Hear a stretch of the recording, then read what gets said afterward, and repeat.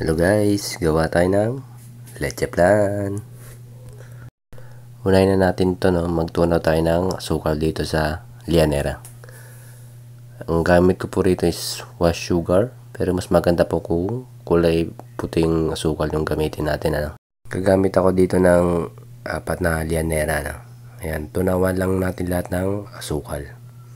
And then kapag okay na yan, prepare na natin yung itlog natin. Ayan, ihiwalay lang po natin yung dilaw sa puti, no? Dahil lang gagamitin po natin dito is yung dilaw nung itlog o yung egg yolk. Bali, gagamit ako dito ng 10 itlog. Yung puti po ng itlog, itabi nyo lang po, ano? Pwede po natin ulamin yan, ano? Ayan, naluin na po natin yung itlog. And then, pag nalo na po mabuti, pwede na po natin ilagay yung condense natin. Ayan, ilagay na po natin yung isang lata ng condense. And then, lagyan po natin ng kalahating tasa ng evaporada.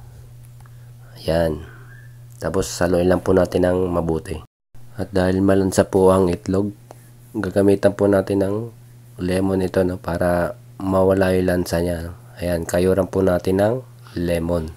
Habang ginagawa nyo po ito, no? Maamoy nyo po yung bango ng lemon, ano? Ayan, din lagyan din po natin ng vanilla. Ayan, naluin po natin ng mabuti. Pag okay na po yan, pwede na po natin siyang salain. Ayan, para mawala yung mga buo-buo niya, no? Para makuha natin yung buo-buo. Ayan, kapag okay na, pwede na natin ilagay yung mixture natin sa lianera natin. Bago ko po ginawa ito, bali nagpakulo na po ako ng tubig, ano? Para dire-diretso na po tayo. Ayan, kapag nalagay na po natin lahat, pwede na po natin siyang balutin ng foil. Ayan. Siguraduhin lang po natin na maayos yung pagkakabalot. Lalo na po yung sa pinaka-ibabaw niya, no? Dapat nakasil po siya ng mabuti. Para maganda po yung pagkaluto niya, no? Ang dali lang po gawin ito, ano? Pwede rin nyo po itong gawing pang business.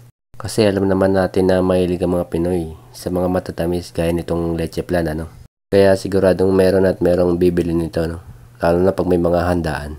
Ayan, kapag nabalot na po natin lahat, pwede na po natin kunin yung kaldero, no? Or yung steamer natin. Ayan, ilagay na po natin yung 4 na lianera natin.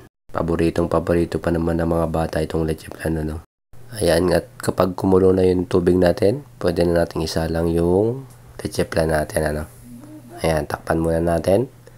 And then, after 30 minutes, pwede na po natin i-check kung luto na siya, no?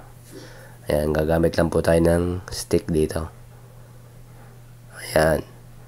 Tusukin lang po natin yung leche flan kung luto na siya, no? Ayan, kapag walang dumikit, luto na po yan, ano? Pwede na po natin siyang hanguin.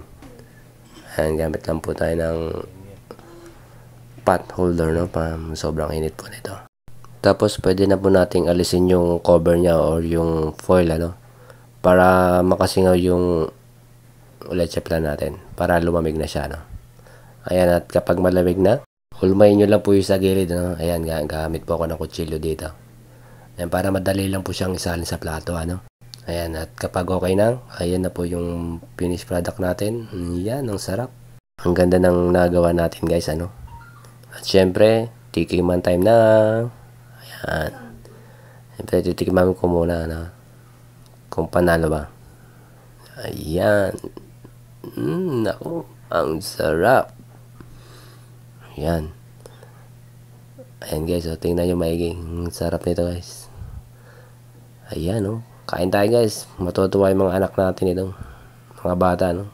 Oh, ubos talaga to. Maraming salamat po sa panonood.